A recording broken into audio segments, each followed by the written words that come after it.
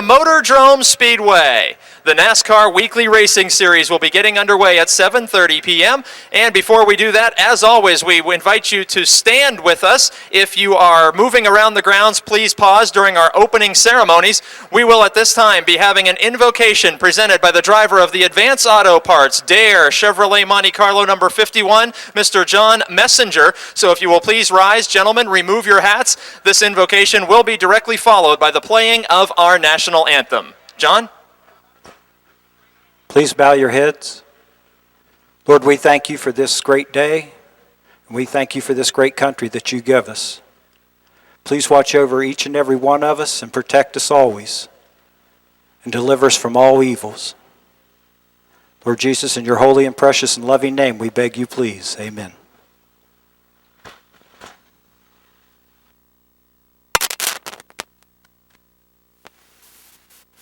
Oh, say, can you see by the dawn's early light what so proudly we hailed at the twilight's last gleaming, whose broad stripes and bright stars through the perilous fight o'er the ramparts we watched were so gallantly streaming, and the rocket's red glare, the bombs bursting in air, gave proof through the night that our flag was still there.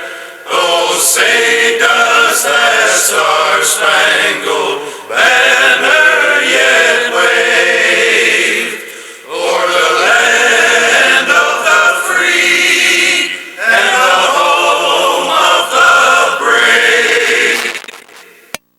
And ladies and gentlemen, how about a nice round of applause for Cub Scout Pack 99 from Mount Vernon, Pennsylvania, presenting the colors with us here this evening and participating in our opening ceremonies. Thank you all very much, Cub Scout Pack 99 of Mount Vernon, Pennsylvania, many of whom will be participating in our cardboard boxcar racers later on this evening at intermission.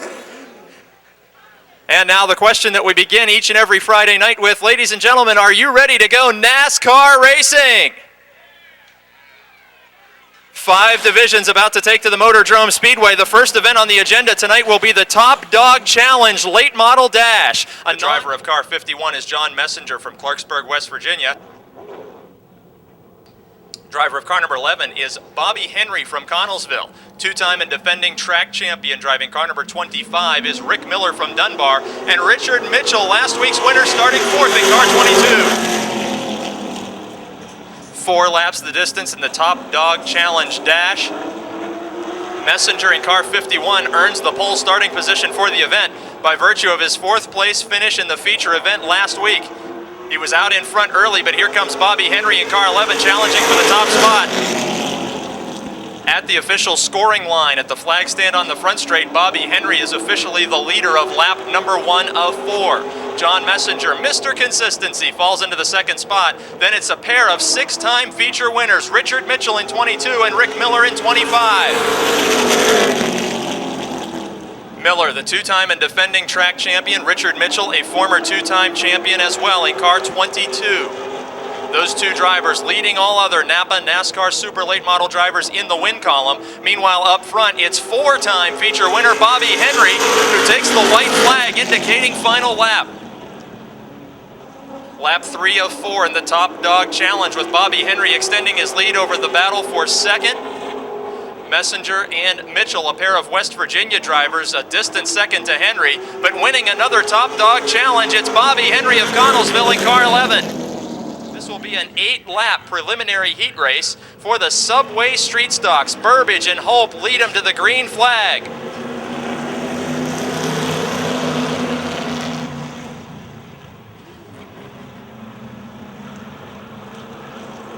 Burbage out to the early lead in car 77. He does have a heat race victory earlier this season. Behind him, it's Andrew Kostelnik in 57, door-to-door with Joe Hope in the 78 car. Kostelnik takes over that spot. He's had some good runs in recent weeks, but last week he dropped out of the feature event. Kostelnik takes over second, and look at the door-to-door racing behind him. The 66 of Max Schlesinger, 2 times a heat race winner this season. He pulls away to the 3rd spot now, bringing along Ashton underneath of Joe Holt. Here comes Henry in the 64, another heat race winner earlier this year, challenging to the inside. Meanwhile, up front, we have a new leader as they approach the scoring line. Andrew Kostelnik out front.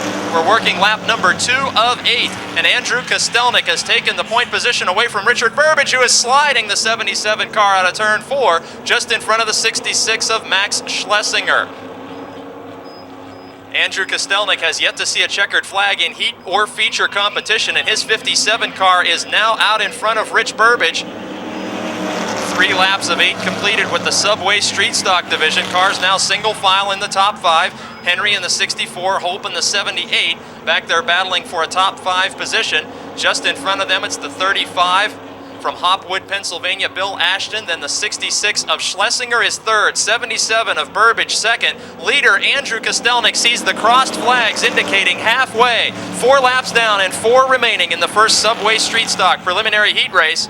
Burbage in 77 holds the 2nd spot, but is feeling the pressure of Schlesinger. Max Schlesinger, just like Andrew Kostelnik, has been very strong of late, but just like leader Kostelnik, failed to finish last week's feature event in car 66. At the scoring line, it's Burbage still by an inch or 2, holding down the 2nd position. As Schlesinger clears him in turn number 2, here comes Ashton's 35 car. Bill Ashton got his 2nd career feature victory about 6 weeks ago here at MOTORDROME Speedway, and he is door-to-door, wheel-to-wheel with Rich Burbage in turn number 4. Burbage again sliding the 77 car high on the racetrack in turn 4.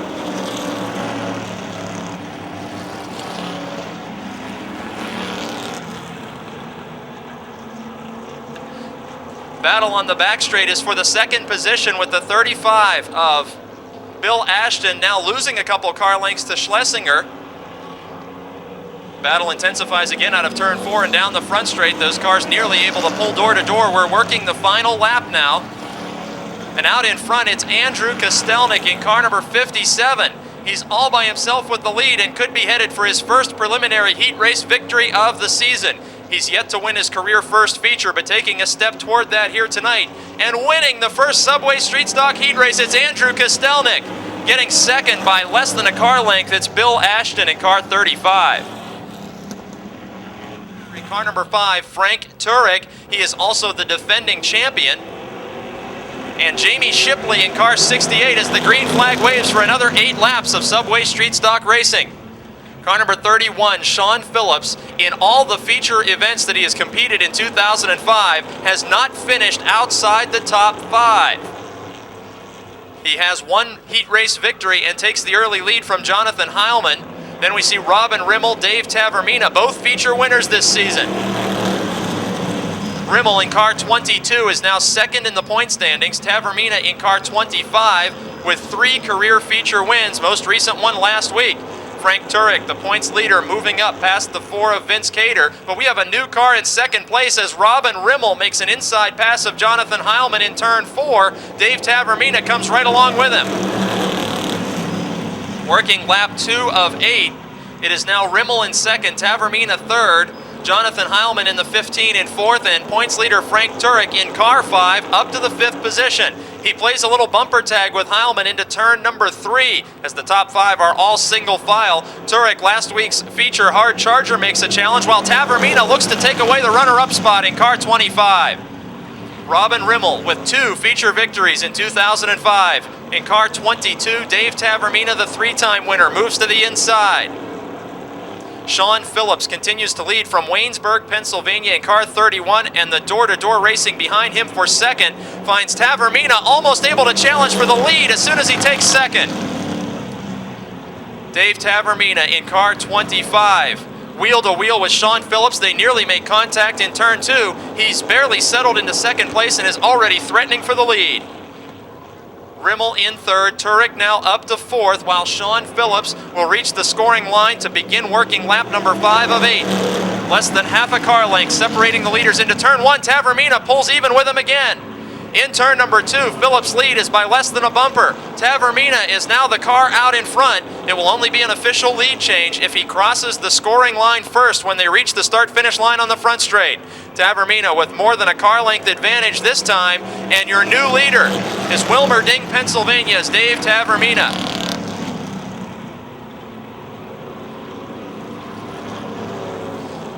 Three wide is the racing nearly on the back straight. Robin Rimmel wiggles car number 22 and allows Frank Kimmel to catch up quickly. Phillips still hangs on to second, but they were briefly 3 wide on the back straight, fighting for the runner-up position. Robin Rimmel in car 22, a co-sponsor of tonight's Kids Coloring Contest, helping us out along with the folks from Subway Restaurants. Turek in the 5, now up to the 4th spot. And car number 25 out of turn number 4, taking the checkered flag. It's Tavermina with Phillips just holding off Robin Rimmel and Frank Turek at the line.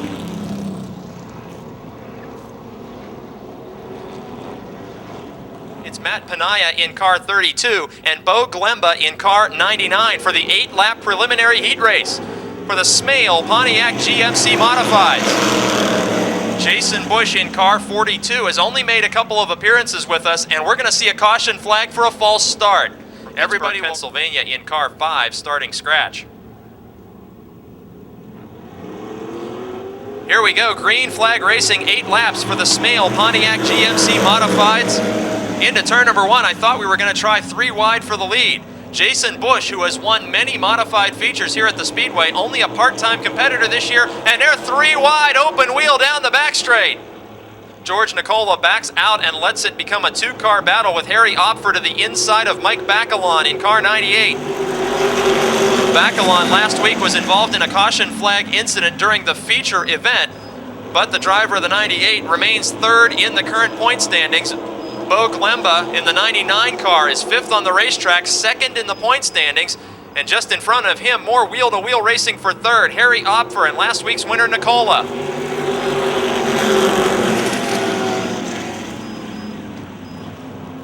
Bacalon makes a challenge for the lead, while the second battle for 3rd, we should say, Opfer and Nicola still door-to-door with Bo Glemba in car 99, looking on from 4th.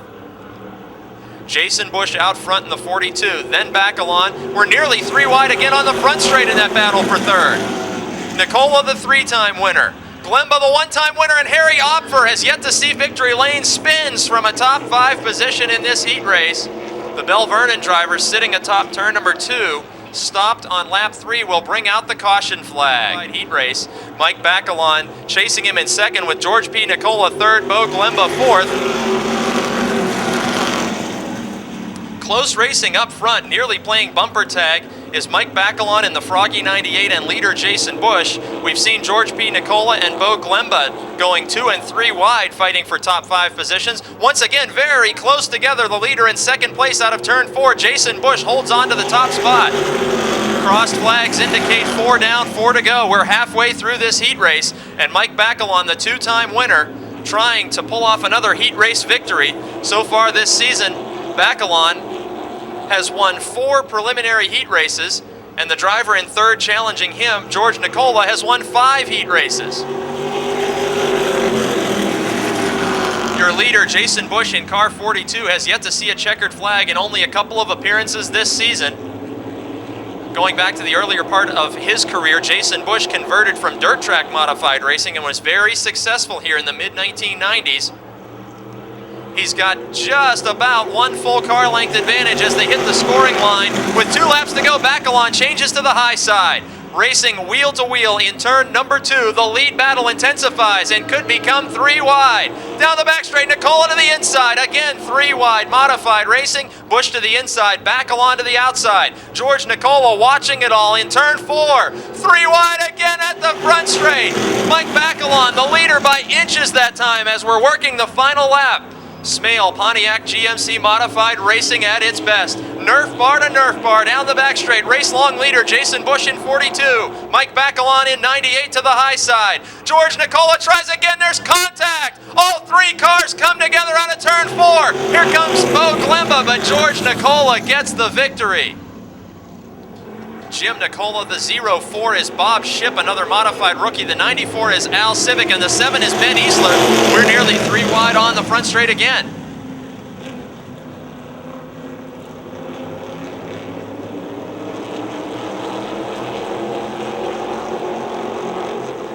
Tom Frank in car 6 is third. Rich Nicola in the 51 is second. That is a backup car to Jim Nicola. Rich Nicola, the street stock competitor at Jennerstown Speedway, takes the wheel of the 51 machine tonight and is holding rookie Tom Frank at bay. In the 4th spot, it's John Prabanich of East McKeesport, Pennsylvania, feeling a challenge from Bob Shipp from Elizabeth, PA in car 04. Shipp working the outside lane, last year's Charger Division champion. And John Prabanich in car number 11 is the driver who last week seemed to be headed for a career first feature victory, but came up just short in the final laps. Meanwhile, way out in front, Adam Kostelnik in car 60.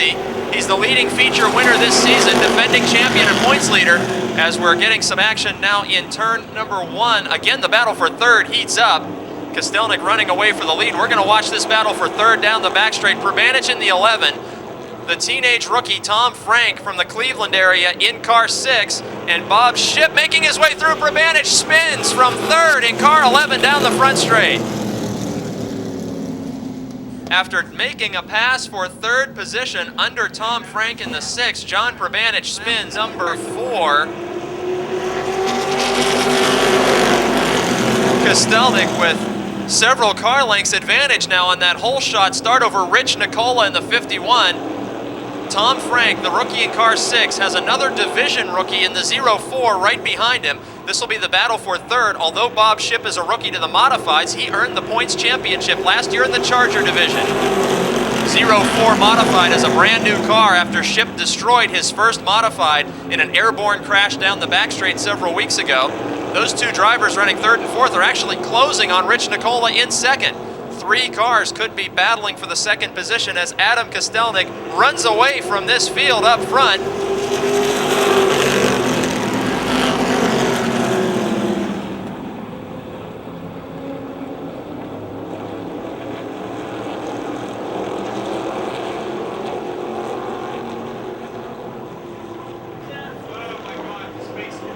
Two laps to go will be the signal given to Kostelnik.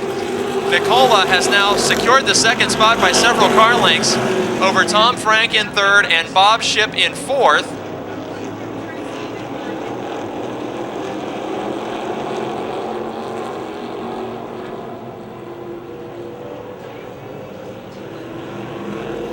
Kostelnik up front, the 51, the backup car in the second spot of Rich Nicola.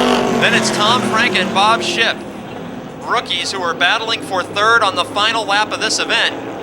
They are well behind your leader who enters turn number 3 and headed now for his 10th heat race victory of the season. Adam Kostelnik in car 60 gets the checkered flag. Nicola in second, and by inches Tom Frank into third. The 12 is driven by rookie Tony Mussolino. 33 is John Komarinsky. 32, Glenn Galt Jr. in his first start here at Motordrome. The 18 is Chad Hemphill. The 25 is defending champ Rick Miller, and the 43 is Mike Adams. 10 laps, the distance of this heat race. Paul Urso in car 98, not with us last week, currently second on the racetrack to Will Trout, who's out in front with the Benz Motorsports 60. Then Tony Mussolino inside of John Komarinsky. Car number 12 is Pittsburgh rookie Tony Mussolino. Right behind him, Glenn Galt Jr. in car 32. His first time racing at Motordrome Speedway in 2005. His father, a former track champion from Hubbard, Ohio. And they're stacked up 2 by 2 in that fight for third position. At the scoring line, Komarinsky, the Greensburg veteran, in the Rolling Rock 33, holds down the third position. Mussolino now shuffled back to fourth and has Glenn Galt working to his outside. Just behind them, defending champion Rick Miller, the Dunbar Dominator in car 25, currently shown in the 6th spot on the racetrack. Galt will also take away a position from Mussolino. Glenn Galt Jr. making an early race pass on the high side from one of our top 10 drivers in the standings, rookie Mussolino. Now it's Rick Miller battling to the outside of the 12 car, while Will Trout leading up front. 4 of 10 laps completed. Paul Urso, last year's Rookie of the Year, in second. Komarinsky third in the 33, and then this battle, Glenn Galt Jr., Rick Miller, and Tony Mussolino fighting for positions on the racetrack. Keep in mind, points are paid in the heat races toward the championship titles at MOTORDROME Speedway, and these events will help to determine our feature starting lineup when the 35-lapper for the NASCAR Super Late Models rolls out later tonight. Rick Miller now looking to the inside of Glenn Galt Jr. in car 32. Meanwhile, all three of these cars, including Komarinsky, have caught second running Paul Urso. Urso hangs on to the second position at the scoring line just barely as Komarinsky moves to his inside, door-to-door racing, second, third, fourth, and fifth on the racetrack. Urso hanging on to that spot in the Froggy 98.3. Komarinsky's Rolling Rock car looks to the inside again. It looks like a restart out of turn 4, 2x2 coming to the line. Komarinsky now all by himself in second spot. Urso drifts up the banking and allows Miller to challenge. Miller from fourth to third and challenging for second in one lap. Galt Jr. is now back behind Urso, and we're watching the battle for second. Komarinsky to the outside, Rick Miller to the inside. 2 laps to go, and Miller is now by a fender scored in second spot, working lap number 8 of 10.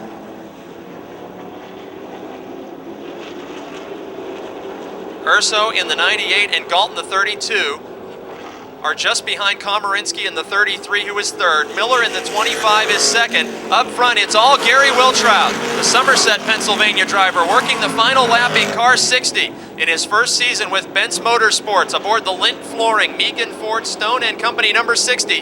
Gary Wiltrout has 2 feature wins, including the Napa 100, and now will pick up his 7th heat race win of the season in car 60. It's Dan Lewis, and the 1, it's Steve Black, as we're green and racing 10 more laps of NASCAR Super Late Model action. Sean Pilla in car number 5 is out in front, but 3 wide behind him. Doug Bakioki, the meat in a sandwich between Bobby Henry and Richard Mitchell. Henry in car number 11, a 4-time feature winner, chasing Bakioki in the 50, who has not been with us for several weeks. Richard Mitchell, last week's winner in car number 22, a 2-time former champion, looking to the outside of Bobby Henry. This is the battle for 4th. In 3rd, it's the 50 of Bakioki. Then the 51, Mr. Consistency, John Messenger, the Advanced Auto Parts Dare Monte Carlo number 51. Out in front, how about Sean Pilla in car number 5? He got his first heat race win earlier this season, driving the Sunoco Nagy Gas and Oil Carry All Products 3 Rivers Scrap number 5 car. Has about an 8-car length lead now over Messenger, who's feeling the pressure of Henry, and Doug Bakioki. He hasn't been with us for several weeks, but he's showing some promise, battling to the outside of Henry, trying to hang on to 3rd spot. Excellent heat race run so far in the first 3 laps. Henry now does take away the 3rd spot. Richard Mitchell battling inside for 4th with Bakioki. Brandon Manns looking on in car number 15. Richard Mitchell in car number 22 with only 1 heat race win, although he has those 6 feature victories.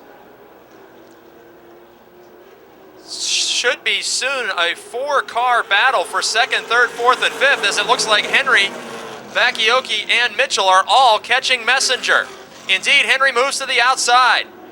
Messenger in car number 51, currently in the 5th position in the point standings. Bobby Henry 2nd in the standings, moving to the outside in car 11. Nearly a dead heat for 2nd on lap 6 of 10. Henry working the outside and now clears Messenger's 51. Richard Mitchell in car 22 is now just behind Messenger in the 4th spot. Bakioki fades just a bit and has Brandon Manns diving to the inside. The Pride Mobility Products, Manns Home Medical, Ford Taurus number 15 of Brandon Manns, taking away a top 5 position now from Doug Bakioki in car 50. Manns will complete that pass down the back straight, and just in front of this battle, it is the 51 of Messenger losing 1 more position to fellow West Virginian Richard Mitchell in car 22.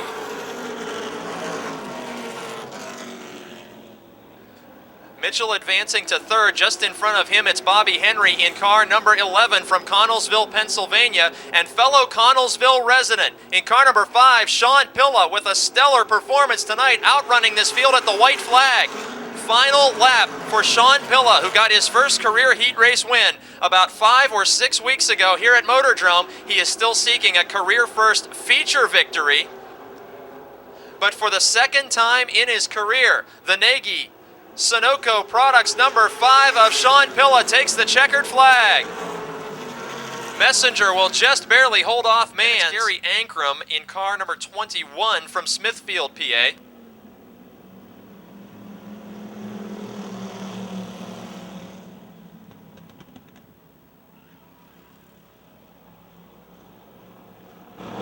Robbie Hott in car number 91, making his third start of the season. Up front, we turn our attention to Rick Broadwater, who's now a 2-time feature winner. 3-time winner Jimmy Stokes moving to the outside. Last week, these two drivers battled to the feature finish and finished just about like that. Broadwater didn't have quite a whole car length of advantage over Stokes when he won his third race last Friday night. Now it's Jimmy Stokes of West Newton taking over the lead in car 95. Two of the strongest competitors in the division out in front of this preliminary heat race. Jimmy Stokes had a problem with that race car during our hot lap practice sessions early this afternoon. Hope that problem has been worked out of the 95 car. His goal, he said earlier this season, was to win 5 features. He's got 3 feature wins to go along with 4 heat race wins, and he's holding off last week's winner Rick Broadwater into turn number 3. Broadwater makes another inside groove challenge, but it won't be enough. Behind these two, we find the 13 machine of Denny Keller being challenged by points leader Jeff Giles in car 50. Giles, the 10-time winner, dropped out of last week's feature event but continues to lead the point standings. Giles' 10 victories are the first of his career as he won here the second night of racing for his first checkered flag, challenging Keller to the outside for the 3rd position, working lap 3 of 6. Giles a little bit loose coming off turn number 4. That car nearly made outside wall contact, and again we see the back end escaping from the 50 of Giles. A loose handling condition as he is trying to challenge Keller's 13 car for 3rd position on the racetrack.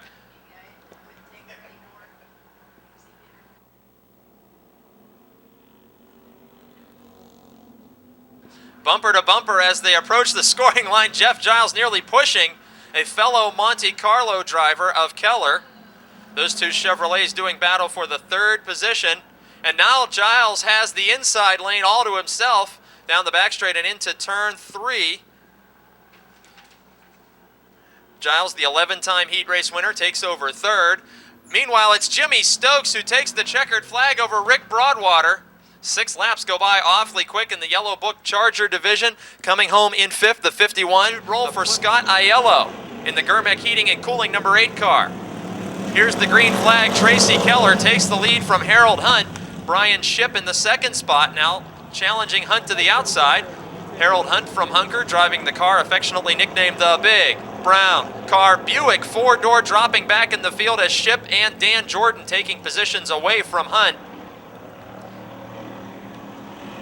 Another challenge in turn 4. This time it'll be the 11 machine of Victor Keller, a 2-time heat race winner, moving up into 4th around Hunt.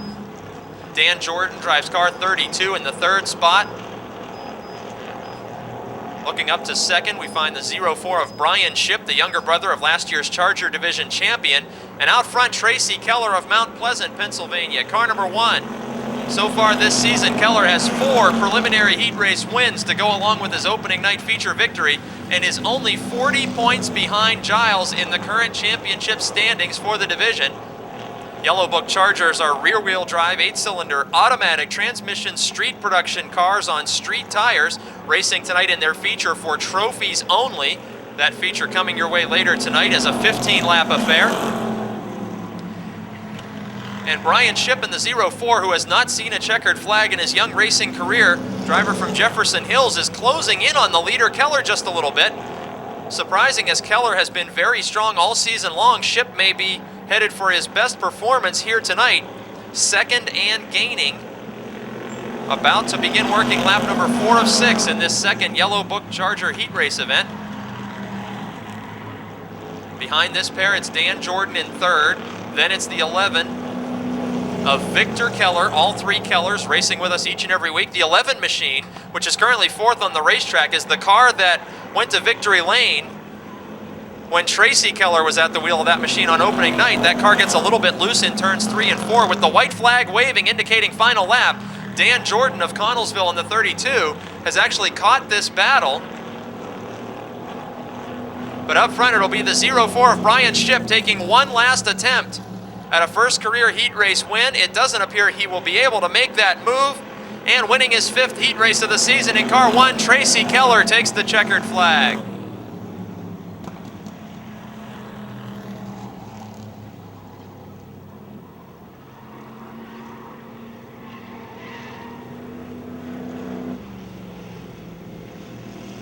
Giles, the 22 is Gene Greco, 16 is Ed Deneen, 87 Richie Miller, 5 is Bill Oldham, 34 last week's winner Aaron Minjock.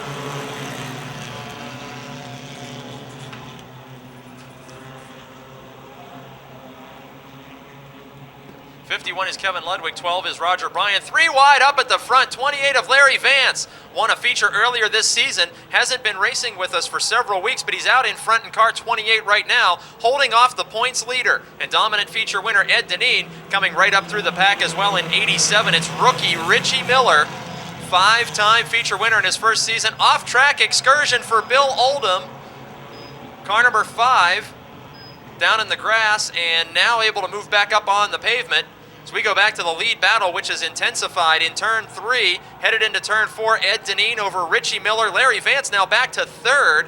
The 3 drivers at the front of this field, all feature winners. Then we see the 05 of Andy Giles, and challenging him is last week's first career winner, the 34 of Minjock. He was a happy and nearly speechless winner after his first checkered flag last week. The Advance Auto Parts American Flyers are front-wheel drive street production cars on street tires, racing as well for trophies only in their feature event. With 3 laps completed of 5, Ed Deneen is your leader and feeling a challenge from Richie Miller. Miller dirt tracks the car just a little below the pavement in turn 2. It looked like he had a challenge for the lead that time. However, that off-track excursion allows Deneen to have a 5 or 6 car length advantage. This time the white flag waves indicating final lap for the points leader in car 16 from Wilkinsburg, Pennsylvania. Ed Deneen with the brake light glowing in turn number 1. Richie Miller must have been full throttle through that corner. We didn't see the brake light come on in the 87 car. These 2 drivers far out in front of Larry Vance in 3rd. Headed for the checkered flag. Current points leader in car number 16. Winning his 11th heat race of the season, it's Ed Deneen over Richie Miller. Andy Giles in the 05 hangs on to 4th over last week's winner Minjock. Larry Vance coming home in 3rd. To say that we have a full field of boxcar racers tonight may be an understatement. Of course, that means we'll need the C main, the B main, and the Consi to determine our start. No, I'm just kidding. Everybody's going to race in their boxcars here tonight by age group. 3 pit stops will be required. Our first boxcar racing event about to get the green flag, age group 1 and 2. They will be headed to the first stop for a drink. They'll be headed to the second stop to simulate a windshield wash. We see Charger competitor Rick Broadwater, who has entered a boxcar racer in this event. This division might be the toughest one to get off the starting line. And they're off, ages 1 and 2. Our first boxcar race, and I guess that was a false start. No, we're going to take them back to the line. That was a false start that time. We'll wave that one off and line them up again. Somebody jumped. Yeah, they got to wait for the green flag to wave. That's the whole situation. Just like everybody got a clean start. There's the green flag. And they're off. First boxcar race. And I don't know if she's going to hit the target of the finish line. She's certainly gone far enough. And close to the finish. We've got a checkered flag, and it looks like several winners. Folks, you're going to have to bear with me tonight because I have never before announced boxcar races. So this is a first experience for everybody involved. Congratulations. Subway gift packages going out to every one of the competitors, as well as a gift from the Ronald McDonald House Charity. Ribbons for all of our competitors as well. Now tell us, what's your name? Chris Haley. Well, you know, you just won the first ever boxcar race at MOTORDROME Speedway. How do you feel about that? Good. I would feel pretty good about it too. Congratulations on your big win. You got a nice trophy to go with that, and thanks for playing along with us. We will indeed have a victory lane ceremony for each and every one of the boxcar winners. This will be age group 2 to 3, and we've got our first pit stop happening down there. Shoes coming off, and then shoes have to go back on, just like a NASCAR race where new tires are put on the race cars at each and every pit stop. I don't think Ronald McDonald could possibly perform a pit stop with the size of those shoes. They might be good for racing, they're just not good for pit stops. We have an early leader. She's making the refreshment break pit stop, taking a drink of the... Oh, we have a crash. Our first crash in boxcar racing. Looks like minimal damage. He's back up and in the race.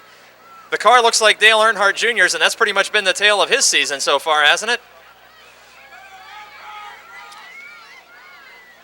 Coming to the checkered flag, and... Hey, the race car drivers are just as shy as he is, so we're used to that. What's our winner's name? Jarrett. Jarrett, congratulations on your big win, a trophy and a prize from Subway, as well as the Ronald McDonald House Charity for the 2 to 3-year-old age group. We're going to hold...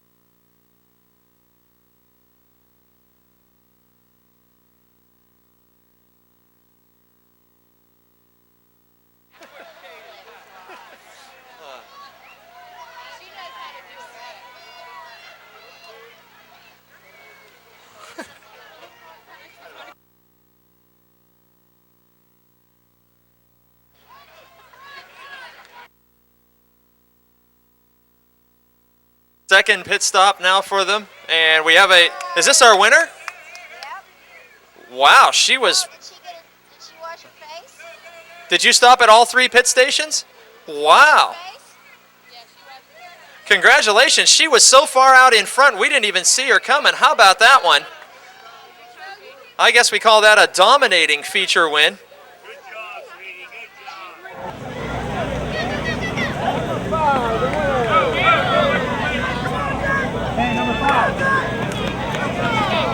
So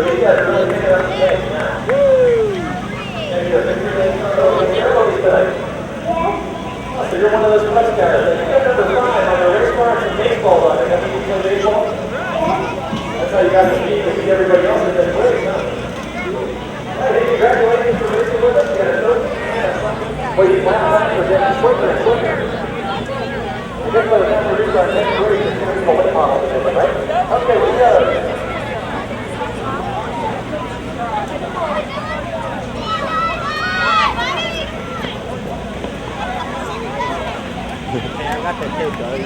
No, it's cool.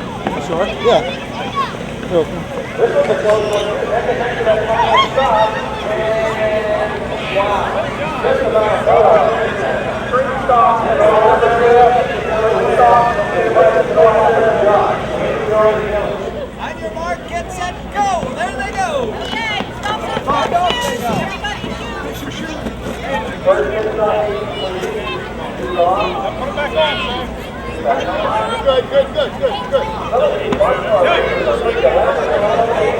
Really close this time, and boy, wasn't until that last pit stop but you need to be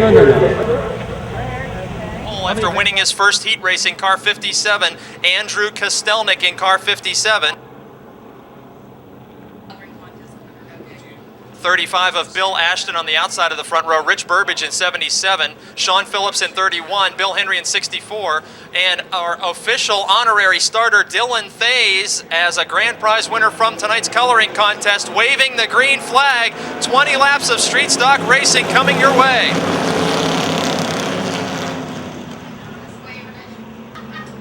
From deep in the field, we'll watch the 25 of Dave Tavermina. And we have contact up front, Bill Henry. And Rich Burbage making heavy contact, something amiss on Henry's machine. Suspension damage as his car is pushing up the banking. He has no steering and will collect other cars as Burbage spins and Ashton loses a tire. Chaos on lap number 1. Bill Ashton on the front straight has lost his left front tire, separate from the incident that the 64 of Bill Henry having suspension problems. Robin Rimmel, after presenting our prizes in the coloring contest, has pulled number 22 in as a result of contact with Rich Burbage in the 77. The wheel and tire that is stopped on the front straight is that of car number 35, Bill Ashton. His car is on the back straight. His left front wheel is on the front straight. Robin Rimmel, the two-time winner, is in the pit area. Rich Burbage has damage in the 77. And the 64 of Bill Henry is out of action. All of that before a lap is completed in the Subway Street Stocks. The 4 of Vince Cater and the 66 of Max Schlesinger in row 2 also seeking first wins. Points leader Frank Turek in car 5. Multi-time feature winner and Dave Tavermina in car 25 now gets to start from 6th. Several cars out of competition, and the Subway Challenge driver Dave Tavermina benefits from that as he is now starting from 6th. Frank Turek in car 5 starting from 5th as the current points leader and defending champion. Sean Phillips in car 31 has several top 5 finishes and takes the early lead over Andrew Kostelnik. The amazing story about Sean Phillips, he just got underway with his racing in 2005, about 5 weeks ago, and in every appearance this year he has finished in the top 5. Challenge developing as Phillips is being pressured heavily by Andrew Kostelnik in car 57. Kostelnik has yet to win a first feature. He won his heat race earlier tonight. He's been racing at the front the last 3 or 4 weeks, had a did not finish in last week's feature event, and now he is challenging for the lead with Sean Phillips. Andrew Kostelnik of North Braddock, younger brother of modified champion Adam Kostelnik. Door to door at the scoring line, working lap 3 of 20. Nearly making contact in the battle for the lead. In third place, it's Frank Turek in car number 5 who has moved up. Dave Tavermina passing the 4 of Vince Cater for 4th, but up front they are still door to door, like they're glued together around this racetrack. Andrew Kostelnik and Sean Phillips. Kostelnik now the leader, working lap number 4. Car number 57 out in front. A couple times this season, Kostelnik has started near the front, and though he's led briefly, has been shuffled back. Tonight the opposite. He wrestles the lead away from Sean Phillips and could be headed to a career first win. Now, with more than a car length advantage in the lead, it is Frank Turek racing alongside Sean Phillips in the battle for the runner-up spot. Turek in car 5. Very close racing with Sean Phillips in 31. So far this season, Turek has 8 feature victories and 13 heat race wins. That's why he's the points leader and now the second place car. Frank Turek on lap number 6 of 20, taking away second at the scoring line, but then making light contact with Phillips, and Tavermina has a problem in car 25. The Subway Challenge driver of the night is losing fluid in a big way and now spinning in his own oil. We need a caution flag for fluid on the speedway. Tavermina with a serious problem in car 25.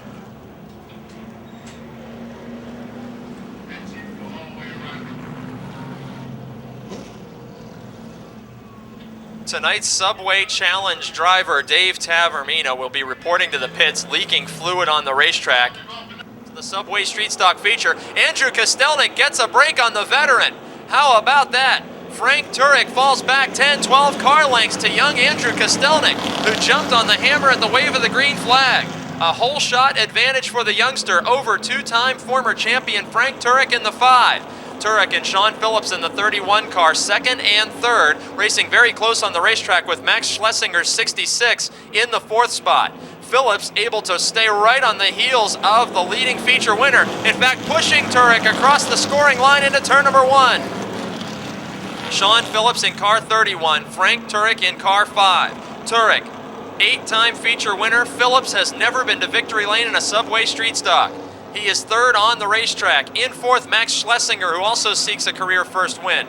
Door-to-door racing behind them. The 4 of Vince Cater was side-by-side in turns 3 and 4 with the 74 of Jason Holder. Holder is 3rd in the point standings, but could move up tonight as 2nd in the standings. Robin Rimmel is out of this race with heavy damage from that incident on the opening lap. Holder and Cater back in the 5th and 6th positions. Up in front of them, the 66 of Schlesinger is now racing by himself as Phillips and Turek have closed in on the leader. Andrew Kostelnik in car 57 seems to be at his slowest in turns 1 and 2. Down the back straight, he maintains a half car length advantage. Into turn 3 and 4, he seems to be very strong and puts maybe another 2 or 3 feet between himself and Turek. But it's into turn 1 that Kostelnik seems to be at his slowest, and Turek looking to the inside. Kostelnik that time has enough to slam the door on him and gain a 2 car length advantage down the back straight. Halfway, 10 laps completed, 10 laps remaining. Kostelnik out in front with Phillips reeling back into Frank Turek, and Turek gaining on Kostelnik. 3 cars possibly battling for the win in the closing stages of this one. With 9 laps to go, Andrew Kostelnik with his best performance to date. He has led laps before but has never taken the lead. He's started up front, he's maintained the position for a while, but tonight he made what could be a winning pass for the top spot and is fending off Frank Turek in car 5.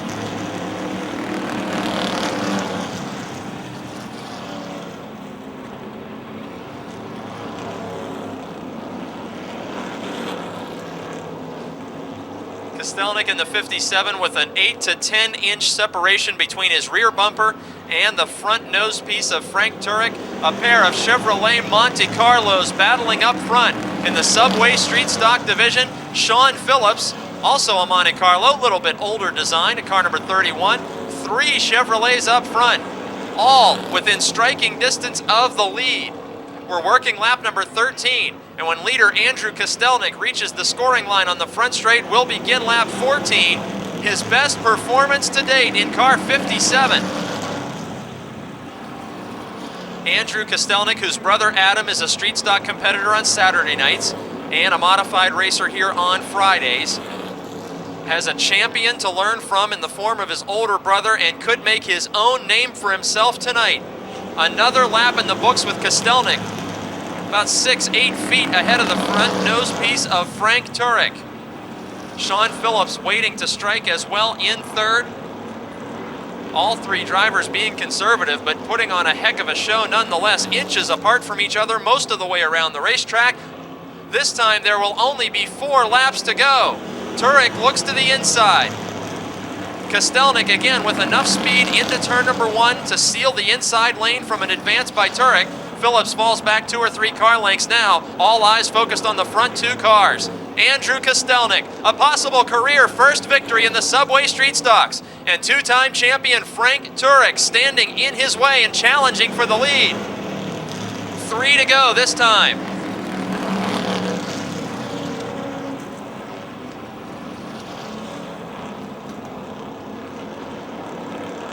Turek falls back by a car length and has Sean Phillips battling to the high side. The battle for second could help Kostelnik to open up a bigger lead. This time, 2 laps to go, the first time that Andrew Kostelnik has seen that signal as the leader of a feature event. Phillips and Turek door to door. And we've got us a problem. Jonathan Heilman spinning to the inside of turn number 2. He continues on, the green flag stays out. Lead battle continues with no caution on the racetrack. White flag for Kostelnik. Any one of these 3 cars could go to victory lane. If it's Kostelnik, it's a career first win. If it's Phillips, it's a career first win. Turek looking to win his 9th of the season. Final 2 corners. Young Andrew Kostelnik could be holding off the defending champion. A challenge as they head to the checkered flag. Kostelnik wins by half a car length.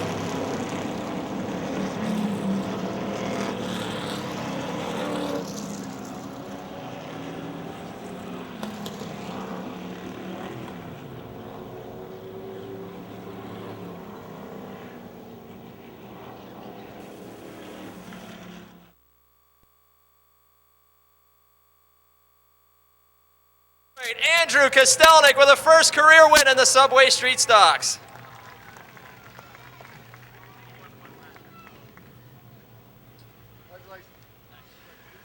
Andrew Kostelnik, he's got trophies, he's got stickers, and a Subway gift certificate. Come on out here in front of the car. We want to talk to you for the first time in victory lane as a street stock driver. You know, earlier this year, you led some laps and then were overtaken by the lead. Tonight, for your first career win, it has to feel better knowing that you charged up there and made a winning pass to get where you are right now. Yeah, it felt really good, especially the last couple of laps. I kept on looking at that scoreboard. I saw Frank was behind me. Feels pretty good to beat him. He's one of the best out here. So. As a two-time champion, he's the guy you would probably want to hold off for your first win. You made that winning pass. Tell us about recent weeks. You've been up at the front. You've been threatening for a win. Of course, last week you had a total disaster, but in all these weeks of running at the front, how long did you think it was going to take to win your first one?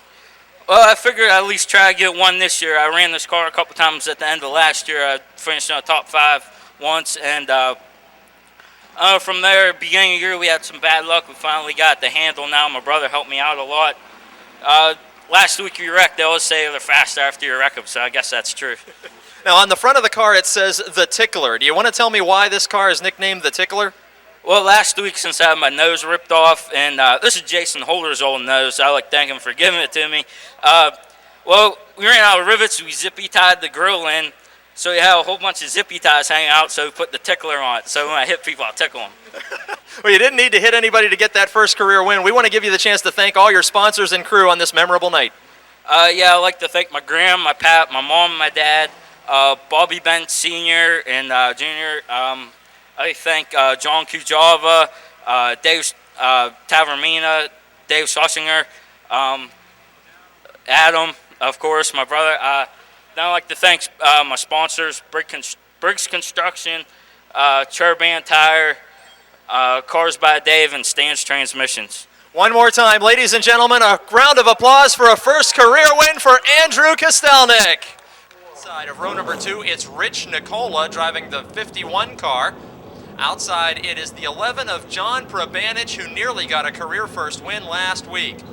The Froggy 98.3 machine is driven by veteran Mike Bacalon, twice a feature winner this season. Outside, it's defending champion Adam Kostelnik in car number 60. Next, it will be the red number 32 car filing into order. That is Matt Panaya from Plum Borough. And then we'll see the 42 of racing Jason Bush in only his third start of 2005. The orange number 6 car is driven by Concord, Ohio rookie Tom Frank, the teenager. Behind him, it's the 01 of Harry Opfer and the 5 of two-time former champion Jim Nicola of Pittsburgh. The 97 is a two-time, now three-time feature winner George P. Nicola. The 94 is Al Civic. The 7 is Ben Easler as we get set to go 20 green flag laps of racing for the Smale Pontiac GMC Modified Division. 2x2, and there's the green flag rookie Bob Shipp and sophomore driver Bo Glemba in 99, lead up to turns 1 and 2. Bo Glemba in car number 99 got his first career win after several top 5 finishes in the early part of the season. The 04 of Bob Shipp, and we have big problems in turn number 3. John Prabanich is against the wall. Jim Nicola has collided with his backup car, Rich Nicola, and the 7 of Ben Easler. Both Nicola racing machines, the primary car and the backup car, colliding in turn number 3 and sitting stopped together on the racetrack. Jim Nicola in the 5 is the two-time former champion. The car, which is still stopped, is scored as number 51 as they put a piece of duct tape next to the 5 for Rich Nicola. The 7 is Ben Easler, and last week's hard luck driver, John Prabanich. It's not getting any better for the East McKeesport driver as he sits at a stop against the outside retaining wall. Adam Kostelnik in row number 2. Matt Panaya in 32 and Jason Bush in 42. Both need their first win of the season. Making up row 3 as we are green and racing. It was Bob Shipp who got the jump on the initial start. We do it all over again as a result of the caution, and this time it's Bo Glemba who's out in front. Glemba has a car length and a half. I was going to say over Shipp, but it's now over Kostelnik as the points leader has already moved into second. Shipp is back to third. He got the lead on the initial start, and that caution flag was a bad break for Bob Shipp as now he is third. Bo Glemba, Adam Kostelnik, then it's Mike Bacalon in fourth. Bacalon just a lap ago was very close to Bob Shipp and pulls up to him again as the lead battle intensifies as well out of turn 4. Glemba holds off Kostelnik by just exactly 1 car length at the line, working lap number 2. Cars now single file in a row, bumper to bumper to bumper as they exit turn 2 and down the back straight.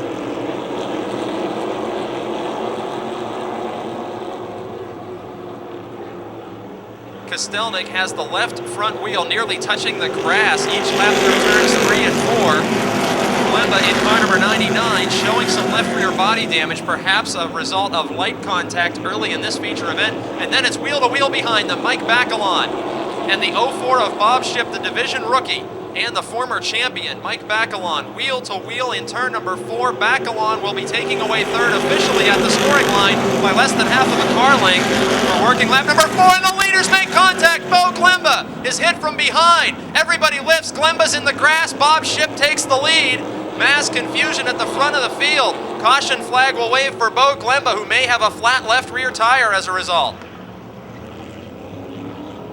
Now the tire looks fully inflated on car 99. We saw the left rear quarter contact from Adam Kostelnik, which sends the leader through the grass down the back straight out of turn number 2, shuffling the scoreboard. 4, Charger Division champion, modified rookie Bob Shipp in second. There's the green flag. 16 laps remaining.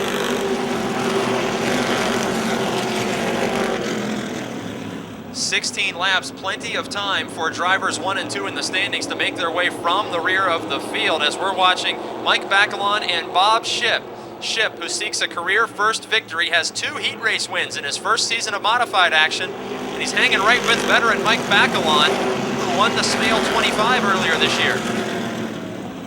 On lap 5, those two are separating themselves from the third place car of Jason Bush.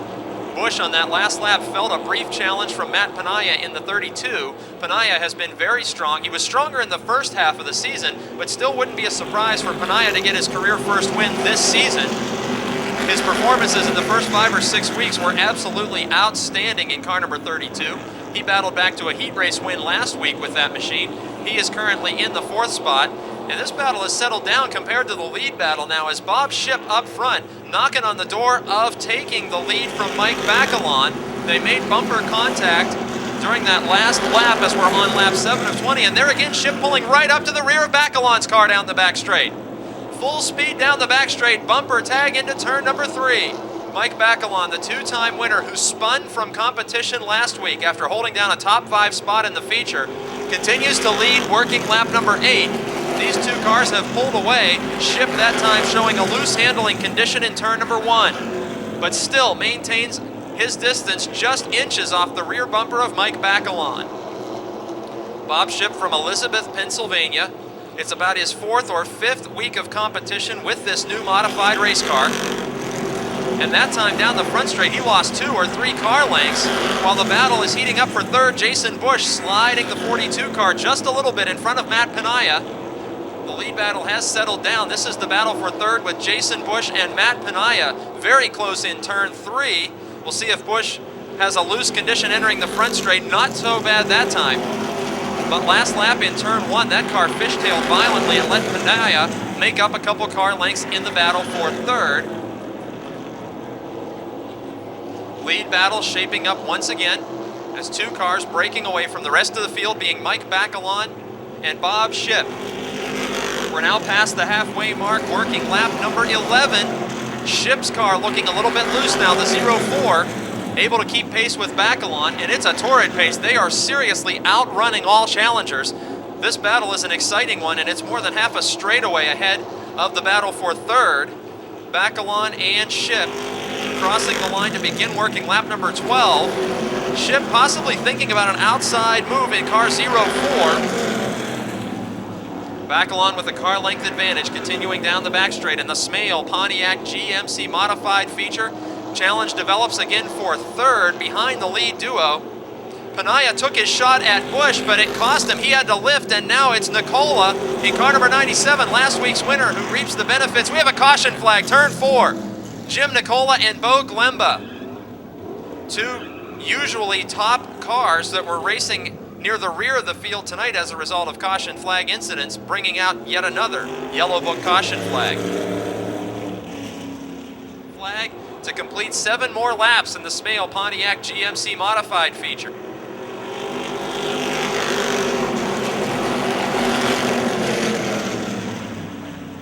Adam Kostelnik works to the inside of Matt Panaya. Panaya just lost the 4th spot to Nicola and is about to lose the 5th spot. Adam Kostelnik from the tail of the field after a caution flag incident is about to join the lead train. 4 cars, nose to tail, battling at the front. Bacalon still the leader. Bob Shipp looked to the outside in turn 1, and that opened the inside lane for Jason Bush. Bush, with a loose handling race car, able to maintain third and challenge for the second spot, racing wheel to wheel in turn number 3. 3 modified veterans and modified rookie Bob Shipp in the 04 car is holding his own with 5 laps to go. This battling nearly 3 wide has allowed Mike Bacalon to open up his biggest lead of the event. He is 5-6 car lengths ahead of this battle, which still finds Bush and Shipp bumper to bumper. Contact was made down the back straight. Bush's car gets loose again. Inside lane is open for Bob Shipp. Bush has to back off the throttle and holds up Adam Kostelnik, opening the inside lane for George P. Nicola. Bush fighting an ill-handling race car that wants to spin from beneath him, and he is now holding his ground between Matt Panaya, literally between Matt Panaya and Adam Kostelnik, the points leader, who drifts high. Kostelnik is into the marbles, as we call it, skating on loose rubber at the top of the speedway and drops back several spots. Bush continuing to fight that loose condition and may have had some help from Matt Panaya. Bush now is currently 4th. Panaya is 5th. Kostelnik is 6th. The best battle on the racetrack is Jason Bush, Matt Panaya, and Adam Kostelnik. Jason Bush, who has given it all he's got with a race car that is long since cooked the right rear tire with a loose handling condition in car 42. Matt Panaya and Adam Kostelnik are wheel to wheel behind him for the 5th position. Kostelnik now racing alongside, and that's got to be scary. Jason Bush's car slipping up each lap, but Kostelnik finally clears him as the white flag is waving. In 3rd, it's George P. Nicola. In 2nd, it's Bob Shipp, but Shipp has a lot of ground to make up and no more time to gain. For the 3rd time in 2005, the winner of the Smale 25 from North Versailles, Mike Bacalon, with another feature victory. And Shipp is off the pace at the finish. Nicola will get 2nd, Kostelnik in 3rd.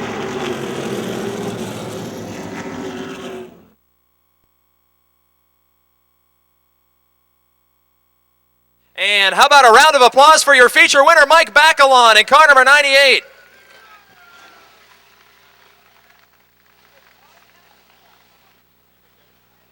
Mike will receive snacks from Snyder's of Berlin, Pepsi products, and a Subway gift certificate. We're going to record tonight's interview for next week's edition of Motordrome Speedway Live. And Mike Bacalon, for the 3rd time, you're in victory lane. Boy, you had a big lead at the end, but that was some chaos at the front of the field early on. Yeah, like you said, I mean, we kind of took our time in the beginning of the field, and like you said, there were some bad wrecks. And I seen the 51 going down the back straight. I thought he was going to catch it, and hey, I was hoping he'd catch it, actually. I don't see nobody out here wrecked. I mean, we're here to race, not fix cars. And like I said, after that, a couple more cautions. It didn't hurt us because it kept moving us up just a little bit and little bit. The 04, he's a rookie this year. He's doing really, really good. That new car is handling good. I didn't know if I was going to get shipped there. And the 99 are good cars. When I seen the 60 up there, I was a little bit worried, but I guess the 16 and 99 got together a little bit there. I don't think it was nothing intentional on the 60s part. Adam's usually a good, clean driver. He had a great car tonight. I don't think I could have caught him, but here we are, luckily. The story of your season is tragedy and triumph. You go from a serious accident to winning the biggest event of the year, then last week another total disaster, but you come right back, perseverance, you're in victory lane. Yeah, last week we had a really great car. It was about the same as tonight. It was actually a little bit better last week. Unfortunately, 97 got into us coming off the corner. I was trying to be patient with 11, and I guess I shouldn't have been so patient because they didn't show no patience behind me, but oh well, that's part of racing, though. It's everything you come out here to do, wrecking, winning, a lot of tragedies in racing, a lot of ups in racing, and luckily tonight we're standing right here. And another part of racing is sponsors and pit crew, a chance to thank those folks. Yeah, I really got to thank my pit crew tonight, man. They really, really worked hard. Brian, Berger, Little Nick, Lester. I mean, all them guys come here every night. My wife didn't make it tonight, which she's here every week, but she missed tonight. She had some stuff to do. She missed it, oh well. But and I like to thank Froggy. Froggy come to me, and they said that we need to help you. And they're right, I needed the help. And they've been with us the last 2 seasons, and I can't thank them enough. Without their support, without State's tire on the car, everybody helps out. I really like to show my appreciation. And to all you fans, it's a warm, muggy night to be sitting out there. Maybe we'll let you get out here early, huh? Thanks. Mike Bacalon, his third win of the season. Front row is Paul Urso, Brandon Manns. Row 2, John Komarinsky and Glenn Galt Jr. in his first start of the year at Motordrome.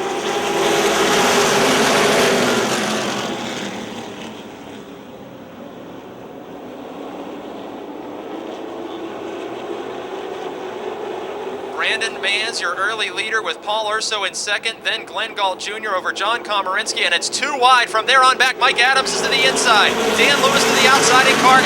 Then it's the 50 of Doug Bakioki working the inside lane on Sean Pilla in car 5, who won his heat race earlier tonight. 2 by 2, all the way back through the rest of the field. Messenger and Wiltrout side by side. Out of turn number 4 and headed to the scoring line, it will be Mike Adams officially in the 5th position as we're watching the battle with the 8 of Dan Lewis, who gets tagged by Sean Pilla, spinning in the middle of the field. Chad Hemphill is collected. Richard Mitchell and Rick Miller stopped before contact. Close call for the points leader, Rick Miller, as he got on the brakes just before making contact with Chad Hemphill, who spun trying to miss the already stopped number 8 of Dan Lewis. Lewis got a light tap from Sean Pilla in car number 5, which started that melee, and it looks like Gary Wiltrout in car 60 has suffered damage as well. The Napa 100 winner and former track champion. Richard Mitchell is damaged and headed to the pits. It looked like he stopped before making contact. Mitchell will need pit crew work. 1 week ago, Richard Mitchell was involved in a lap 2 crash. Coincidentally, we are on lap 2. Mitchell nonetheless went to victory lane after a pit stop last week. And we see Gary Wiltrout, who doesn't appear to have any body damage, limping slowly toward the Benz Motorsports pit area.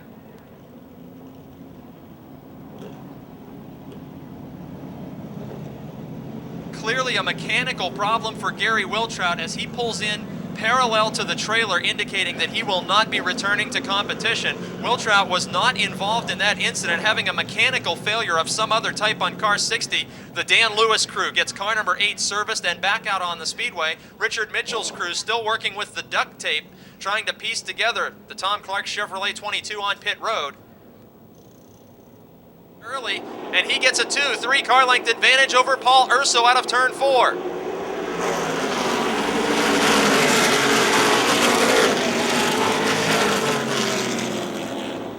Very early in the going, your leader is Brandon Manns. The 15 car with a sophomore driver. He's seeking his first win, but he's 4th in the point standings coming into tonight. He is the highest driver in the point standings that has not yet won a feature. Then it's Paul Urso and Glenn Galt Jr., the son of a former NASCAR Northeast Region champion. In the Snow King Roof Systems number 32 car has veteran John Komarinsky in the 33 car, just behind him in 4th. Rolling Rock 33 of Komarinsky, a driver who has competed in every division of competition at Motordrome, finding a home in late models as a veteran competitor. And just behind him, the battle is heating up once again for the 5th position. Mike Adams, a street stock winner here in years past, now 3 years of competition in the late model division, fighting with car number 50, Doug Bakioki. They're 2 wide behind him with Bobby Henry, the 4-time winner in car 11. Sean Pilla in the 5, and current points leader Rick Miller in 25. Top 4 cars are separated. We're watching the action for 5th, 6th, 7th, and 8th. This time, Bakioki is solidly inside of Adams, but Adams will maintain the 5th spot officially at the scoring line. Now door to door behind him. There are 10 feature wins in Bobby Henry and Rick Miller, and Henry moves to the inside. 3 wide down the back straight. Adams may have scraped the outside wall. He falls back 2 spots. And Connellsville's Bobby Henry is now up to 5th. Bakioki opened the door but still has not found himself in 5th as Henry races by. Now Rick Miller, the Dunbar Dominator, taking car 25 to the inside. Bakioki moved Adams out of the 5th position, but now he himself is back to 7th. Challenge for the 2nd position. While Brandon Manns is running away with the lead, Glenn Galt's 32 has pulled to the inside of Paul Urso. Galt making an inside pass on last year's Rookie of the Year. Galt, many times a feature winner at the Lake Erie Speedway in Northeast Pennsylvania. Making his first Motordrome start, he collects the runner-up position, sending Paul Urso back to 3rd. In fourth, it's veteran John Komarinsky, who will be feeling the pressure of the quickly advancing Bobby Henry and the defending champion Rick Miller in car 25. Komarinsky in the Rolling Rock 33 has Bobby Henry's Ford Taurus underneath. Henry now taking over the fourth position as we work lap 10 of 35. Henry follows in the opening made by Henry. Rick Miller in car 25. Moving up from deep in this field, he is the current points leader with 6 feature victories this season. Just as quickly as they pass Komarinsky, they go to work on Paul Urso. Bobby Henry and Rick Miller, the only 2 drivers in the field who have competed in super late model racing in every year of the asphalt era of Motordrome Speedway. Moving up through this field together, and Richard Mitchell encounters a problem with car number 22. Perhaps just tire smoke, as the bodywork patch of duct tape may have collapsed on top of the tire. Mitchell slowing down and will possibly make a pit stop, and he does. The 6-time winner, it is the body patch. The duct tape could not sustain late model competition, and tire smoke brings Mitchell to the infield. Battle now for second, with Komarinsky shuffled back in the top 5. Bobby Henry and Rick Miller continue their charge to the front. Both Henry and Miller raced with Glenn Galt Sr. for many years of NASCAR competition here at Motordrome. And now it's Glenn Galt Jr. in car 32 holding down the second position, defending it from Bobby Henry in car number 11 from deep in the field. Galt with his first Motordrome start of the season. We have a caution flag on the speedway.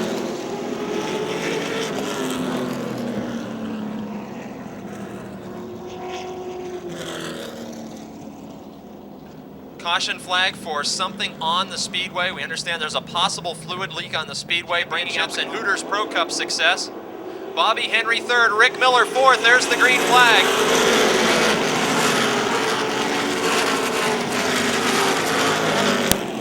Battle for second quickly develops. Bobby Henry and Glenn Galt Jr.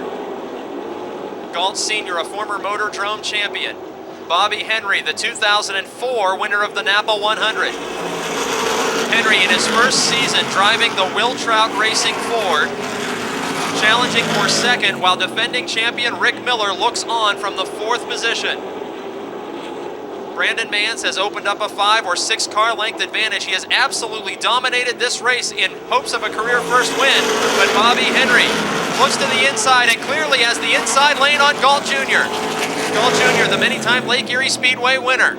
In car number 32, it's a Ford versus Chevy battle with Henry's Taurus to the inside of Galt's Monte Carlo. He takes that spot away and Rick Miller follows. Miller taking 3rd spot from deep in this field on lap 17. He completes the pass of Galt Jr. down the back straight.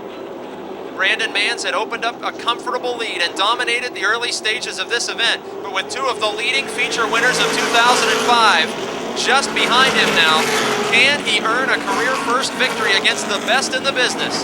The most veteran super late model competitors in the field, the 11 of Bobby Henry and the 25 of Rick Miller, closing in on Brandon Mans in car 15.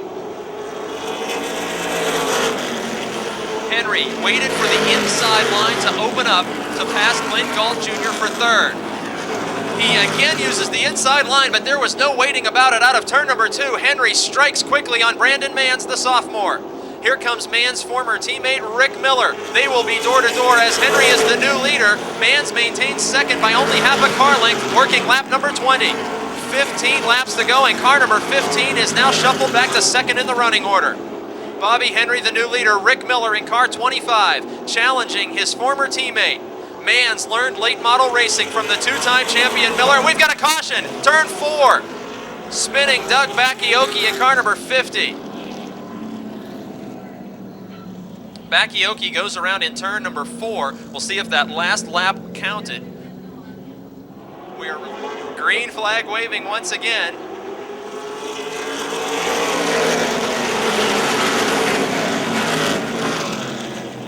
Bobby Henry out in front, challenge for second position resumes. Rick Miller in car 25 from deep in the field, and early event dominator Brandon Mans in 15.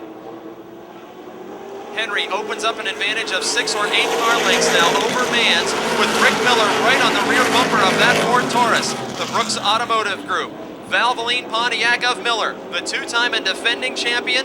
Looking to the inside, he's got his wheel up to the door. They will be side by side in turn number 4. Battle for the runner-up position with only 15 to go. Rick Miller now second officially on lap number 22 by inches. Former teammate Mans battling back. They're still wheel to wheel down the back straight. Mans had an excellent run off turn number 2 to try and defend that position. Miller, the Dunbar Dominator, taking over second by 1 full car length now. 12 laps remaining. Bobby Henry out in front.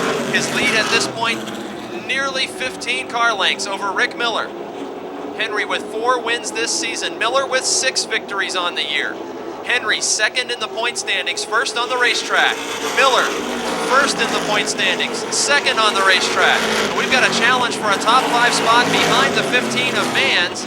We see John Komarinsky being passed by the 51 of John Messenger. West Virginia's John Messenger taking the Dare Advance Auto Parts Monte Carlo up 1 position. He is now 6th as Komarinsky begins to fall up in front of Messenger and securing a top 5 spot for the first time in this feature. It's Sean Pilla in car 5. With the 5 car in 5th after a heat race win earlier tonight. Cars are separated around the racetrack. In 4th, it's Galt Jr. In 3rd, it's Brandon Mans. In 2nd, it's Rick Miller, who seems to be closing on Bobby Henry. We're working lap number 26. Miller has a long way to go in just 9 laps. It's been a while since the Dunbar Dominator has been to victory lane in a feature event. He's had top 5 finishes all season long to maintain the points lead, but he hasn't been to victory lane in several weeks. Miller and Henry, the 2 drivers who began racing NASCAR Super Late Models at the birth of NASCAR Weekly Racing in Western Pennsylvania back in 1989.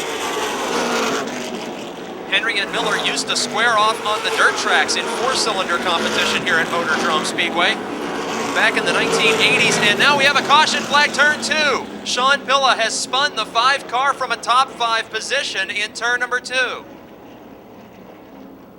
Pilla, who was only mildly involved in that altercation early in the feature event, spins by himself from the 5th position now. 28 laps completed and a tough break for the driver who was having a top 5 run after his heat race win tonight. Here's the green flag. The last time on a restart it was Brandon Mans chasing leader Henry. This time Rick Miller gets the aid of a caution flag to close up to the rear bumper of the Connellsville, Pennsylvania driver in car number 11.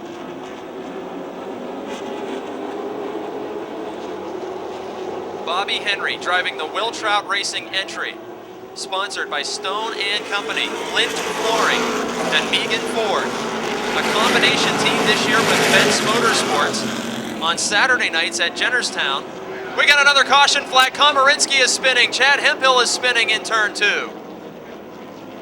Komarinsky has rolled to a stop in car 33. Chad Hemphill continues down the back straight after an off-track excursion in car 18. Komarinsky, who held a top 5 spot for much of this feature event, going around in turn 2. I didn't see the incident happen, but it also collected rookie Chad Hemphill in car number 18. Hemphill, who was a legacy, jumps on the hammer early in turn 3. Miller falls back 3-4 car lengths at the drop of the green.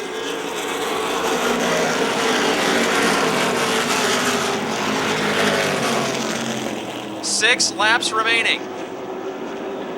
Top 5 are Messenger in 51, Galt Jr. in 32, 15 Brandon Mans, who led much of the event. Then it's Rick Miller and Bobby Henry racing away from the rest of the field. Miller has already made up 4 or 5 of the car lengths that Henry jumped on the start.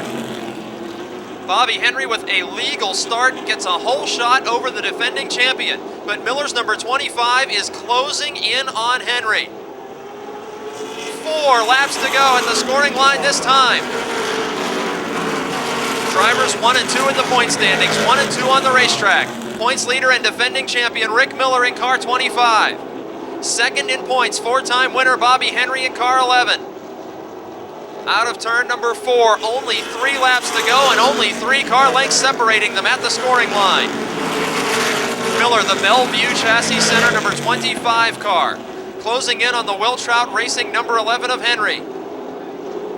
This time at the scoring line, the drivers will be signaled 2 laps to go. Miller just a little bit closer that time. Miller with national touring experience as an ASA, traveling late model veteran. Bobby Henry, who was the most dominant limited late model winner on the dirt tracks in the 1980s, takes the white flag. Final circuit.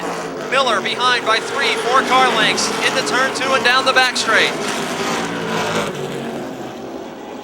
In turn number 3, Bobby Henry of Connellsville, Pennsylvania appears headed to his 5th win of the season. He takes the checkered flag over Rick Miller in 2nd, Brandon Manns in 3rd, Galt Jr. in 4th in his first start, and John Messenger 5th.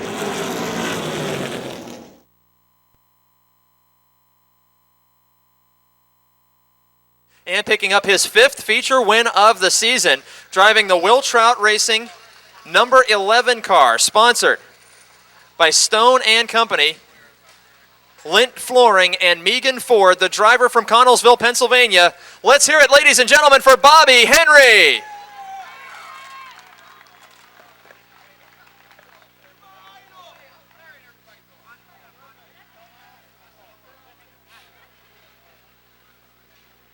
Bobby Henry, no stranger to victory lane, no stranger to starting at the rear of the field and moving up, but several more caution flags in tonight's feature than we've seen in recent races. On a hot night like this, is a caution flag a help or a hindrance as you're trying to move up through that field? Well, sometimes it works for you and sometimes works against you. And man, I think got tighter and tighter and tighter every caution, and I almost had to stop in the middle of the corner, keep it on the bottom, but that's what I had to do. Typically, we would expect the car to be getting just a little bit looser. Does the weather on a muggy night like this have something to do with your tire compounds or your setup choices? Yeah, absolutely. You got to adjust for the track conditions, and we missed it for about a couple weeks here now. And track's been changing every week, but we hit it tonight pretty good. Wasn't quite perfect for sure, but we're going to take a win anyway. Now, holding off Rick Miller, the driver who's the 2-time champion, the points leader this season, you guys have raced each other more than any other 2 drivers in the field, being super late model drivers since the paving of this racetrack. Is that a guy that you know his moves after this long, or can he still surprise you? Well, he can surprise you. I mean, he got a lot of experience, and I know he likes the bottom, so I had to keep on the bottom. It's the only chance I had. So, I mean, it's a tough team. I mean, they're real tough. We can only gain 2 points at a time. It's never going to get done that way, so we're going to keep on trying, though. With this 5th feature victory, tell us about this team. You're a hired gun driver. You know, earlier in your career, your family operations took you to victory lane. Now, last year, you win for a new team, and this year, winning again for a team that's sort of a combination effort. Yeah, we still maintain the car, and like I said in the past, we were going to set out this year, and we got a call from Richard and Joan, and I can't say enough about that. I mean, I've been sitting out the year, but we still maintain it, and we combine the efforts with the 60 and the bench team, and it works out pretty good. And now a chance to thank your sponsors and crew. Okay, I'd like to thank Lint Flooring, Stone and Company, Megan Ford, Quality Support, Bob Mongels, Rockwood Retaining Walls. It's been a while. Daily Courier, Colton's Restaurant, Fox's Pizza, Daily Courier, Stan's Transmissions for sure. And my crews, Greg Kelly, Ben Lewis, my brother Rick and Jeff, that we did a heck of a job this week. We tore it apart and checked everything and changed a lot of stuff, and worked out pretty good. It worked out good, and he's even getting faster at naming his sponsors after a 5th feature victory. Connellsville's Bobby Henry. 4 is Brian Shipp, Jefferson Hills, Pennsylvania, then the 51 machine, the Kevin Ludwig-owned car of Clifford Abbott from Perryopolis. Inside of row number 5, Hunkers Harold Hunt in car number 88. Outside, it's Gary Ankrum in car number 21 from Smithfield, PA. The 18 car is normally driven by Scott Aiello. Tonight, that machine is labeled number 18, driven by Patrick Dewan, filling in the Germec Heating and Cooling entry. The last row is made up of Bob Garchek in 44 and Rick Broadwater, last week's feature winner, in car 9.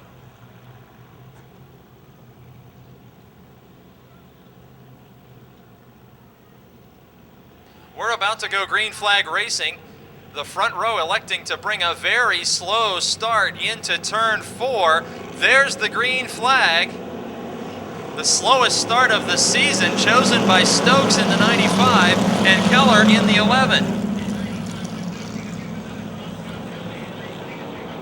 Jimmy Stokes out in front. Stokes, 3-time feature winner this season. He told us earlier his goal is 5 wins this year. He got his career first 3 already, and he's holding off the 11 of Victor Keller. The points leader is 3rd, Jeff Giles in car 50, the driver who has won 11 feature events in the Yellow Book Chargers.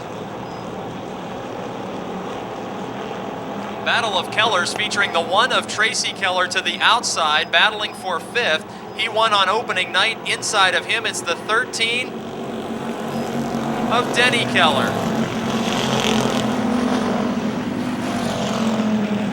Meanwhile, Jeff Giles, the points leader, takes away the 2nd spot from yet another Keller. How many times will I say Keller during this feature event? Take your guesses now, as the 11 machine of Victor Keller is now back to 3rd with Jeff Giles up to 2nd. Dan Jordan drives the 32 car in 4th, and then it's another family battle, the 13 and the 1. Denny Keller in 13, Tracy Keller in 1, racing door-to-door down the back straightaway for 5th position.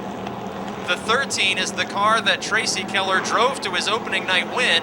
Tracy now driving the number 1, the newest of the racing fleet for the Keller family. Inches separating the family members fighting for the 5th position. This is the best battle on the racetrack, all other cars separated. So we're watching Keller versus Keller down the back straight.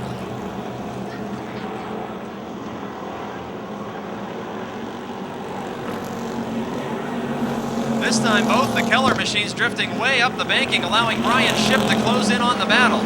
Brian Shipp in the 04 car, younger brother to last year's Charger champion Bob Shipp, who we saw in modified competition earlier tonight. The 04 of Brian Shipp making a big move, passing the 13 machine. The Jefferson Hills, Pennsylvania driver Brian Shipp moves into the 6th position, separating the Kellers on the racetrack now and closing in on the 1 of Tracy Keller. We are working lap number 6 of 15. Out of turn 4, the leader heads down the front straightaway with lap traffic moving to his inside. Jimmy Stokes in 95, your leader. Bob Garchak is the 44 car, a dirt track car, competes typically on Saturdays at Pennsylvania Motor Speedway. He's made some starts here at Motordrome, being passed now by the 2nd place car of Jeff Giles, the points leader. Giles had a couple of problems with that race car in his heat race tonight. Stokes out in front from West Newton, Pennsylvania. So far this year, Stokes has 4 heat race wins to complement those 3 feature victories. And now another battle on the speedway, the 11 machine driven by Victor Keller and the 32 of Dan Jordan, racing closer together than the leaders. In turn number 3, the 11 of Keller, just about a 2-car length advantage over Dan Jordan in the 32. Top 2 cars have checked out on this field.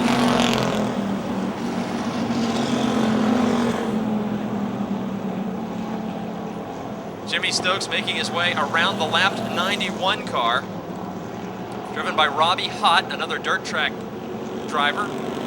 Former Rick Broadwater car for Hott going a lap down. Jeff Giles will be the next car to approach the 91.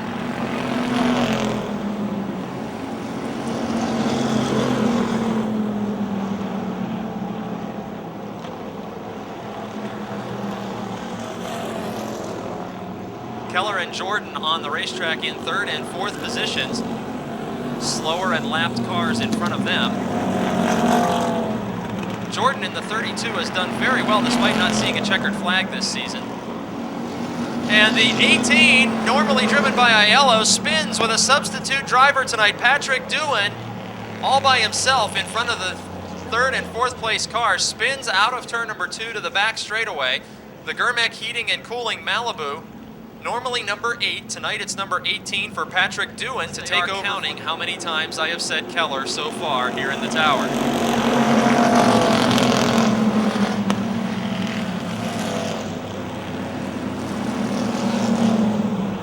Lead battle as close as it's been all race long. Jeff Giles in the 50, Jimmy Stokes in the 95.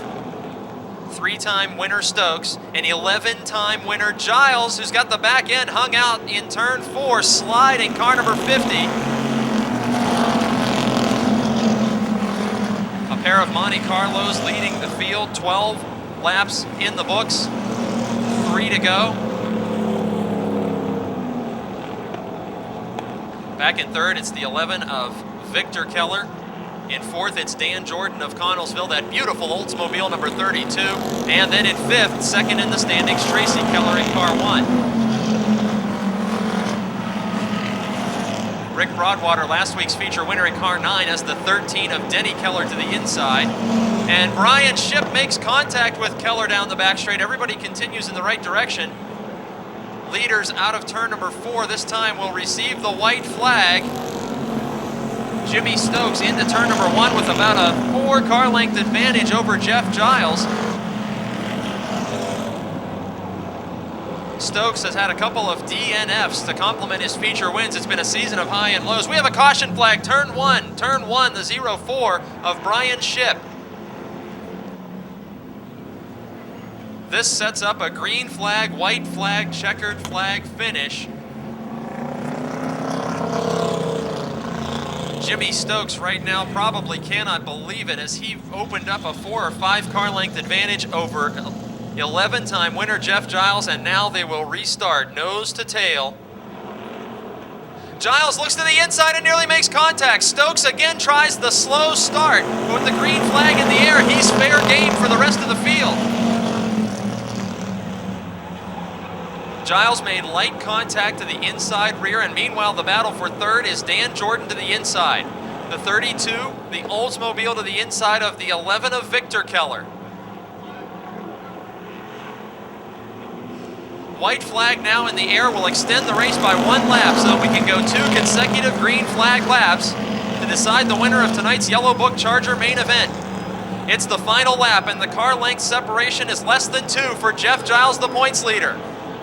Jimmy Stokes into turn 3. It could be a 4th win.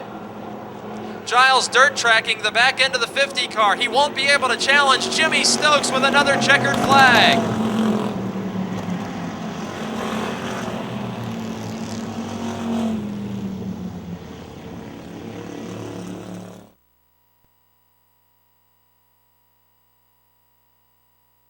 Ladies and gentlemen, Jimmy Stokes.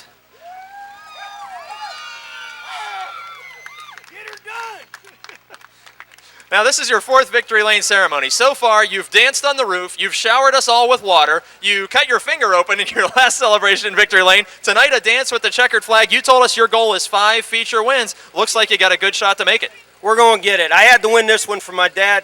Came in from Gary, Indiana for this race. He's a big stock car driver from the South Park days in Heidelberg. He's been a champion stock car driver all his life, and that's how I learned how to drive. For that man right there, right here, my dad. He certainly taught you very well. Tonight, again, you had the best of them behind you. Jeff Giles in car 50, the points leader. He didn't have anything to say about this. You guys have battled all season long, and tonight your car was far superior. And Jeff will be over at my house tomorrow for a picnic we're having, too. We're best of friends off the track. He's a good guy. They run you clean. All these guys in this class pretty much run you clean. They're good drivers, everybody. Now, you and Jeff stopped on the back straight there before that last restart. I thought Jeff bumped me in the back, and I was just wondering what was going on. That's all. Give me a little tap. But it was nothing. I don't. We shouldn't have done that, but I guess, happens. It does happen indeed, and also wins keep happening as a result of your sponsors and crew. Right. Oh, yeah, I got to thank Harmony Auto Parts. Mike Bacalon without Mike Bacalon working on my car this week, I probably wouldn't even be here. And then Adam Kostelnik, of course, give me a lot of help, too. But I got Fast Freddie Schmidt. He's my pit crew with Ron Crotch. And my mom's here, and other than that, my sponsors, Stan's Transmissions and Harmony Auto Parts, Cars by Dave, and Complete Car Care. Congratulations. Another round of applause for Jimmy Stokes, Yellow Book Charger feature winner. They head into turn number 1 or turn number 3.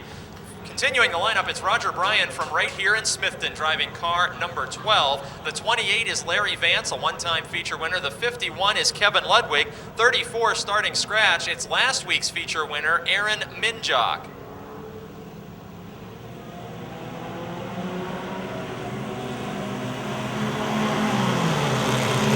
Jim Connolly drives the number 9 3 wide into turn 1. We were almost 4 wide. Still Minjock and Oldham making Giles the meat of a sandwich, while Richie Miller in the 87 fell back just a spot or two and now battles to the inside of Oldham. Early leader is Ed Deneen with Aaron Minjock, last week's feature winner, from last to second in 1 lap in car 34.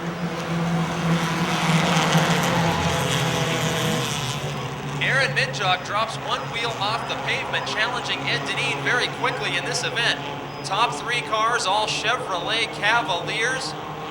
Automatic transmissions mandated for competition in this division. An affordable way to move from the grandstands to the Speedway and compete with the Advance Auto Parts American Flyers division. Deneen out in front, Minjock in second, Miller in third. Top 3 drivers on the Speedway, all feature winners this season. Further back, the action is heating up. We have Bill Oldham and then a cluster of 4 cars. Larry Vance in car 28, a feature winner. Roger Bryan in the 12, the 05 of Andy Giles, and the 9 of Jim Connolly from Pittsburgh. Connolly's only made a couple of starts with us this season. He's in the thick of that 4-car battle with Vance prevailing out to the 5th position. And look at the lead. We've got a challenge. Up front, headed down the back straight, Ed Deneen in car 16. So many times this year he has looked untouchable. But both Aaron Minjock, last week's winner, and the rookie Richie Miller have closed in on Deneen to make a 3-car fight at the front. 4 laps down and 4 to go as the crossed flags indicate halfway. Before this one's over, we might see 3 wide racing for the lead. Miller takes away second from Minjock. Miller, 21 years old, the second-generation driver from Dunbar, Pennsylvania, and Minjock in car 34. He was 5th in the standings last season from Greenock, Pennsylvania. He has 1 heat win to go along with last week's feature victory. Up front, Ed Deneen holds a comfortable points lead. Miller is second by about 38 points in the championship standings to Deneen. That action calming down now up front with Deneen of Wilkinsburg, your leader. Miller of Dunbar, spin turn 4. Bill Oldham in turn 4, driving through the grass. He may be up against the inside retaining wall now. That could necessitate a caution flag with only 2 laps to go. And it does. Oldham has stopped car number 5 off the apron of turn number 4. We will have 2 laps to go when we resume green flag racing. Just a reminder.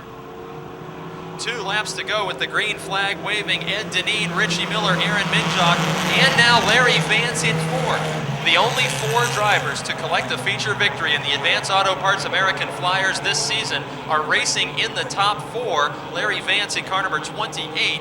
Several weeks that he was not in competition with us. The driver from Murraysville, PA, now up to the 4th spot over Roger Bryan. And at the white flag, Richie Miller has closed in just a bit on your leader.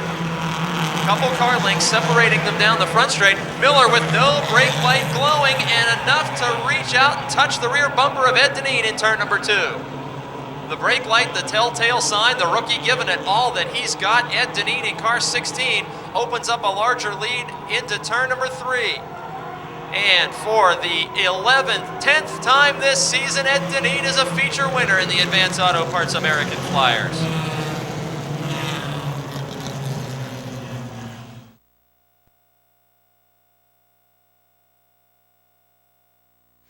Among those in victory lane, modified racer Gary Scott, who was second in the point standings for much of the season, a crew member for this number 16. He can hear you now. Ed Deneen, ladies and gentlemen.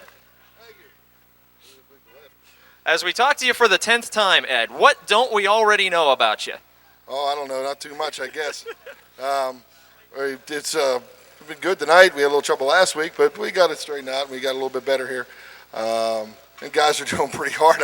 I seen Eric come up around me there on that one. Whoa! And then Richie let me know he was behind me there in that last lap. But it's all good. Guys are driving hard. I'm glad to see Aaron win last week. We helped him get back into the race a couple weeks ago, and I'm glad he got out there and won a race. And we're happy about that. I want to see somebody win, and we're just coming out here. Got 5 more races to go, or whatever, and we're gonna give it our best and try to give these people a show and see what happens.